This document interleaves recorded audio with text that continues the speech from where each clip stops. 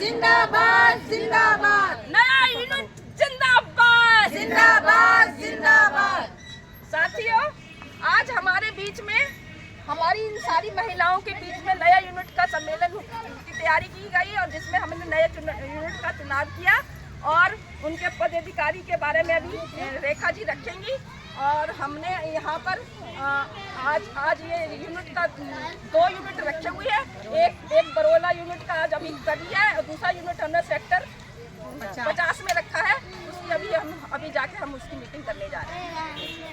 साथियों, आज हमने 5 सदस्यों की यूनिट कमेटी बनाई है, जिसमें शोभा को हमने सचिव बनाया है, मोनिका को हमने प्रधान बनाया है, सरोज को हमने खजांची बनाया है, कल्पना को सह सचिव बनाया है और नैनमती को हमने उप प्रधान बनाया है। ये 5 हमारे यूनिट कमेटी के मेंबर हैं। वो आगे आ जाए जरा, 5 आओ, इनकी फोटो आनी चाहिए सबको 5 की। आ जाओ 5 आ जाओ। हेलो और आओ। 1 2 3 एक का है, सरोज का है। अच्छा, सरोज नहीं है, तुम इधर आके चंदा इसको हाथ ऐसे कर लो। आशा यादव जी, जनवादी महिला समिति का बरौला जूनियर हाई स्कूल में जो है आपने जो है सम्मेलन किया है, कमेटी का भी चुनाव किया आपने। महिलाओं के क्या मुद्दे हैं और किन मुद्दों को लेकर के आज के सम्मेलन में चर्चा हुई? महिलाओं पर बढ़ती हुई हिंसा हमारा प्रथम मुद्दा है। दूसरा, महिलाओं को जो बढ़ती हुई महंगाई का जो आए दिन सामना करना पड़ता है, ये महिलाओं की बहुत बड़ी चुनौती है, बहुत बड़ी चुनौती है। और तीसरा हमारा ये मुद्दा है, जो महिलाओं को यहाँ पर जो पेंशनें नहीं मिलती, जो सरकार ने जो पेंशनें लागू कर रखी है वो महिलाओं को मिल नहीं रही। यहाँ के स्थानीय मुद्दे हैं, उनको लेकर लगातार महिलाएं जो नई यूनिट कमेटी का चुनाव किया है वो लगातार इन मुद्दों पर काम करेंगी। यही हमारे खास मुद्दे रहेंगे।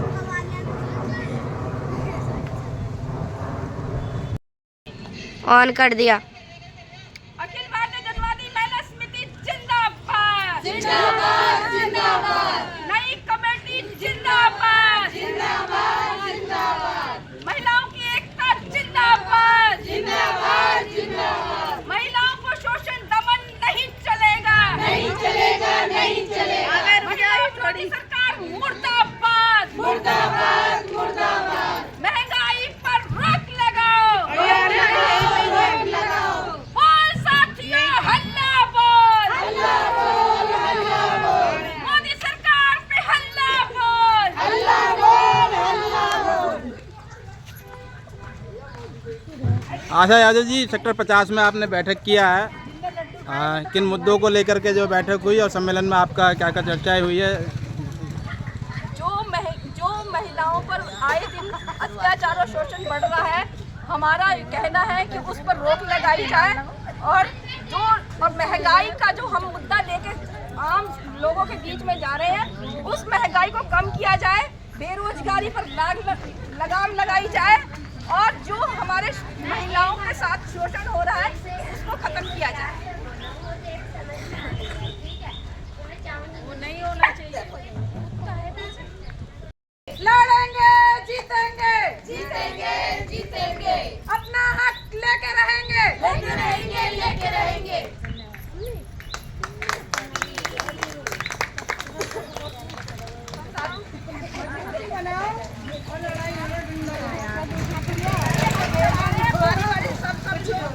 चढ़ाएंगे शहीद बेदी पे, ये शहीदों की बेटी है। मम्मी मैंने वो वाले गरीबी मत देखिए, मत देखो।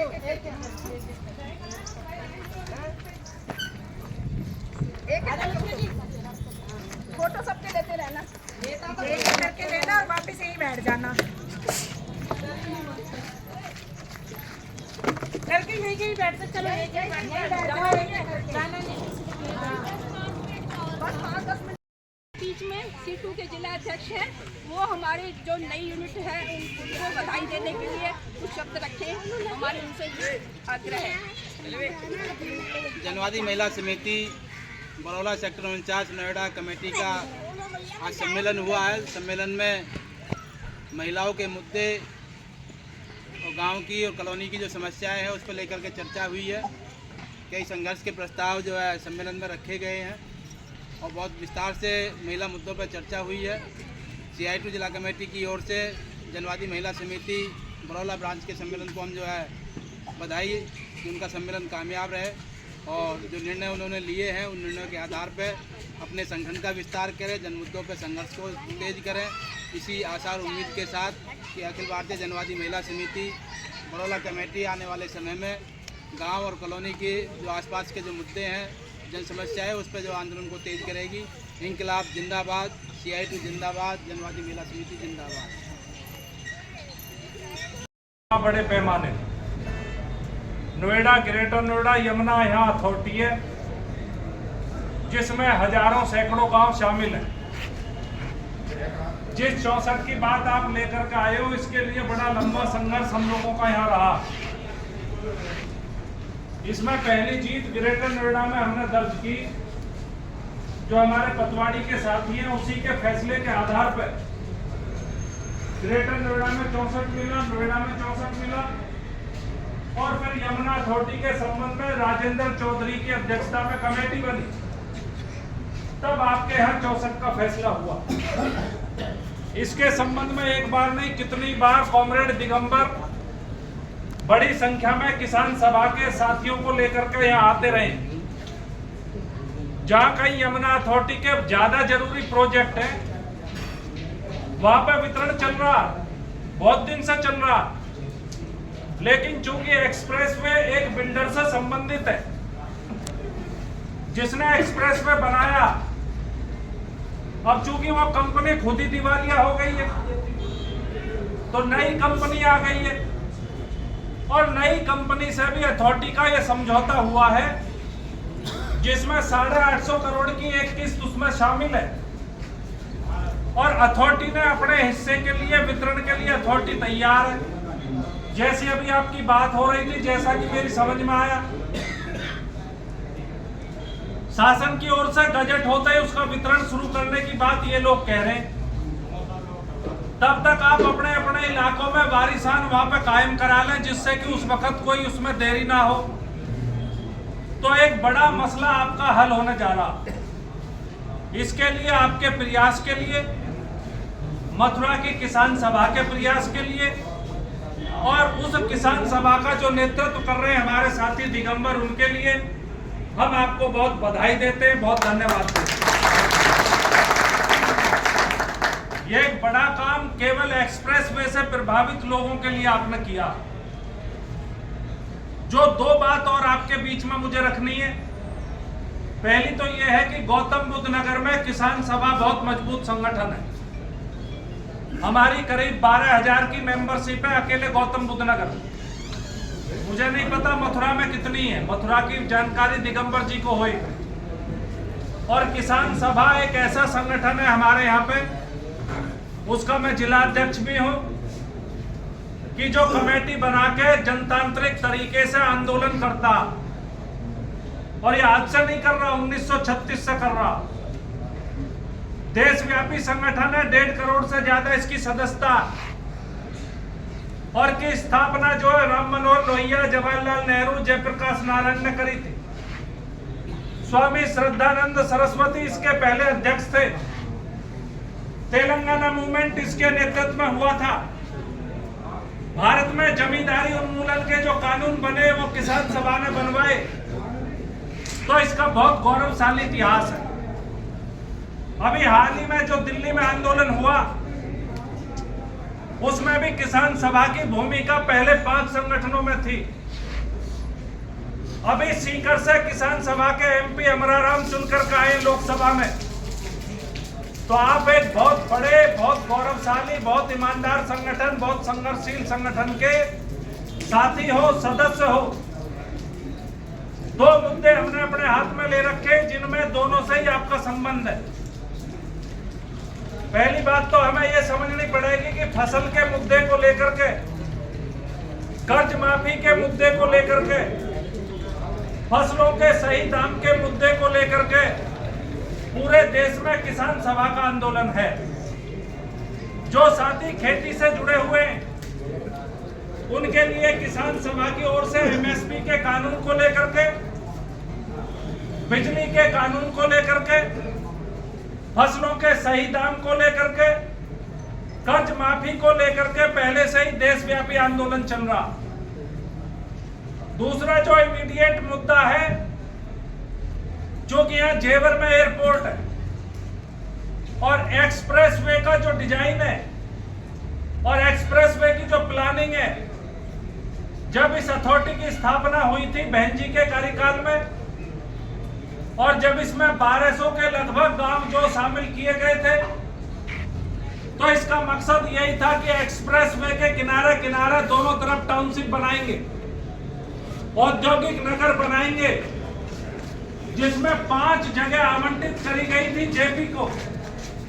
जब आप जाओगे तो गॉड की एक सिटी है बगल में ही आपको मिलेगी, और एक स्पोर्ट सिटी सीधे हाथ पे मिलेगी। ये तो डेवलप हो गई है, आपके सामने है। इसके बाद अब जेवर में एक्विजिशन चल रहा है एयरपोर्ट के लिए, और केवल एयरपोर्ट के लिए नहीं चल रहा, एयरपोर्ट के अगल बगल जो भी एक्टिविटी होंगी, चाहे वो फिल्म सिटी आ रही है, चाहे वहां पे लॉजिस्टिक हब बन रही है, 5 स्टार होटल बन रहे हैं, उसको नाजायज तरीके से पब्लिक पर्पज बता करके एक्विजिशन हो रहा। और जहां 1 लाख रुपए मीटर के रेट है आज, उसे मात्र 4000 रुपए 4300 रुपए में लेने की कोशिश हो रही है, और यह सिलसिला आगे भी जा रहा है। आप सोचो, बहुत वक्त आपके पास नहीं है, 2 साल में, 3 साल में, 5 साल में आपके पास शहर पहुंच जाएगा। आप शहर के पास आओ या ना आओ, लेकिन शहर आपके पास पहुंचने वाला। बड़ा सवाल है, हमने उठाया, इस पर आप गौर करना, बातचीत करना। आपके यहाँ उत्तर प्रदेश का सम्मेलन भी होने जा रहा। नए कानून को लेकर के हम बहुत मुस्तैदी के साथ आंदोलन में हैं। हम चाहते हैं कि नया कानून उसकी स्पिरिट में, उसकी आत्मा के साथ लागू हो। पूरे देश की सभी सरकारें नए कानून को लागू नहीं कर रही। सर्कल रेट का 4 गुना मुआवजा होना चाहिए, वो नहीं मिल रहा। और 35 दिन कितने दिन रहे जेल में? 27 दिन जेल में। 2 बार गए मेरे ख्याल से, 2 बार गए, 2 बार जेल में रहे। एक बार 27 दिन और एक बार 19 दिन जेल में भी रहे हैं, और उसके बावजूद लड़ रहे हैं। आए अभी वार्ता में पहुंच गए तो सब प्राधिकरण तो ये सब जानते हैं कि यहाँ का आंदोलन किया ही है। इसी प्राधिकरण पर 1 दिसंबर को कम से कम मैं समझता हूँ 5-7 हज़ार आदमियों को लेके यहाँ धरना दिया था। मैं भी उसमें आया था, और 3 दिन यहाँ धरना देने के बाद में फिर 0 पॉइंट पर जाकर के नहीं मामाया किया था। फिर वहाँ से आगे दिल्ली कुछ नहीं होने दिया, तो 0 पॉइंट पर आकर धरना नहीं, वही धरना दिया, वहाँ धरना दिया था। वहाँ से फिर रात में गिरफ्तारियाँ हो गई, छोड़ दिए। फिर 0 पॉइंट पर शुरू किया था, बड़ी पंचायत हुई, और फिर जब वहाँ धरना चलना लगा, लोग फिर आने शुरू हुए, तो रात में फिर गिरफ्तारियाँ कर ली गई। और फिर 4-5 दिन लगातार महिलाएं और किसान आंदोलन से जुड़े हुए तमाम किसान भाई गाँव से यहाँ सैकड़ों की संख्या में आते थे, और परी चौक पर उन्हें रोक लिया जाता था, गिरफ्तारियाँ देते थे। 100 से ज़्यादा महिलाएं गिरफ्तार हुई, 400 से ज़्यादा पुरुष गिरफ्तार हुए थे, जिसमें से 146 लोगों को जेल में रखा था, और 29 दिन जेल में रहे।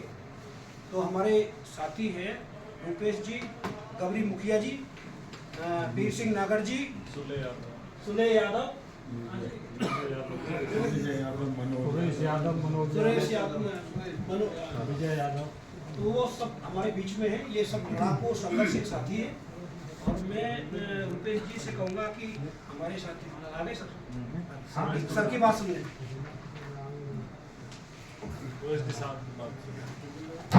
हम तो अपना बता ही चुके, कुछ नया हो तो बताइए। आप भी एक बार से बता दीजिए। आपके माध्यम से अच्छा लगेगा हमें सारे सुनना। आप तो जब पहुंचे थे इसमें हुए यमुना एक्सप्रेस से किसानों की समस्याओं को लेकर के किसान सभा मथुरा कमेटी के नेतृत्व में किसान यमुना प्राधिकरण पर जो है धरने प्रदर्शन के लिए यहाँ इकट्ठे हुए हैं। किसानों की क्या मांगे हैं, मथुरा किसान सभा के हमारे नेता कॉमरेड दिगंबर जी जो मुद्दे हैं उनके बारे में जानकारी रखेंगे। देखिए, आज मुख्य रूप से जो मुद्दा है वो 64.7% जो अतिरिक्त प्रतिकर है उसके भुगतान का है।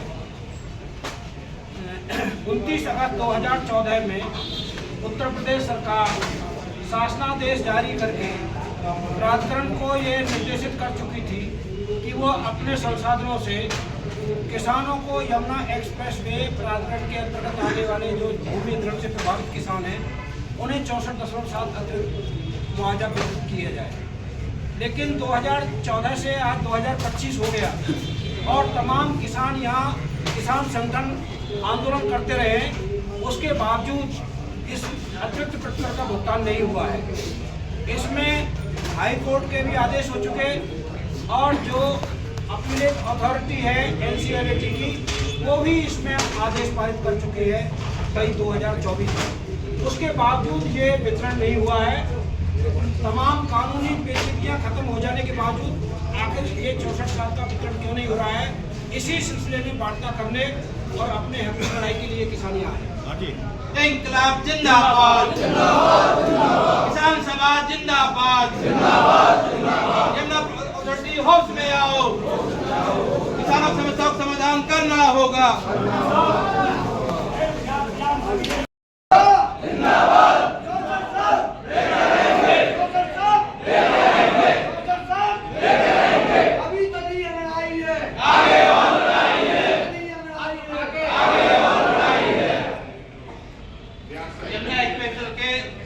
भाइयों को लाल सलाम।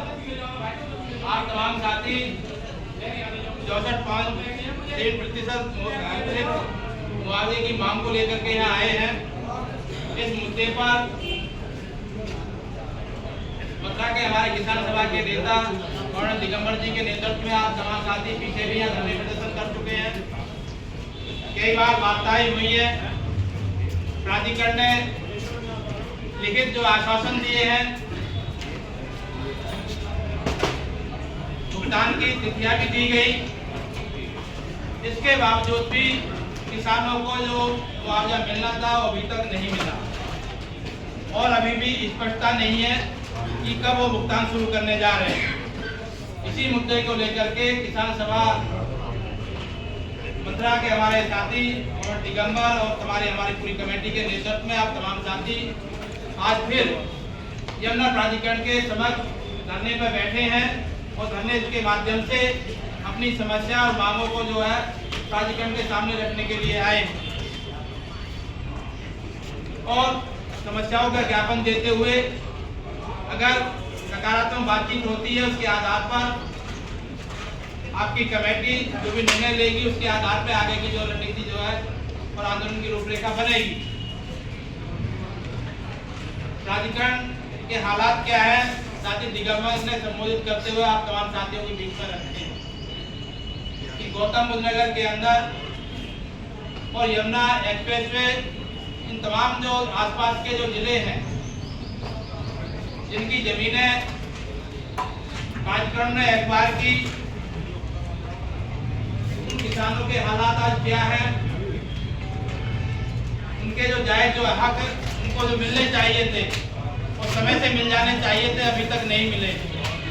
हमें उन मुद्दों के लिए भी लड़ना पड़ रहा है जिनके लिए लड़ने की कोई जरूरत नहीं है। प्राधिकरण को स्वयं अपने स्तर पर इन तमाम मुद्दों को, किसानों की समस्याओं का समाधान कर देना चाहिए था। सुप्रीम कोर्ट तक के जजमेंट है, उसके बावजूद भी प्राधिकरण गंभीरता नहीं दिखाता है और यही कारण कि बार बार किसानों को धरने प्रदर्शन के लिए विवशना पड़ता है। और गौतम बुद्ध नगर के अंदर एक बड़ा किसान आंदोलन अभी पीछे हुआ जिसकी गूंज पूरे देश में गई है, उत्तर प्रदेश में गई है और लिखित समझौते हुए हैं। आई पावर कमेटी तक बनी है, मुख्यमंत्री के साथ वार्ताएं तक हुई है, लगभग तमाम मुद्दों पर सहमतियां हैं। जिस मुद्दे को लेकर के आप यहाँ बैठे हैं उस मुद्दे पे भी सहमति है, लेकिन सहमति देने के बाद लागू करने का फैसला करने के बाद भी जो लागू करने की जो प्रक्रिया प्राधिकरण की है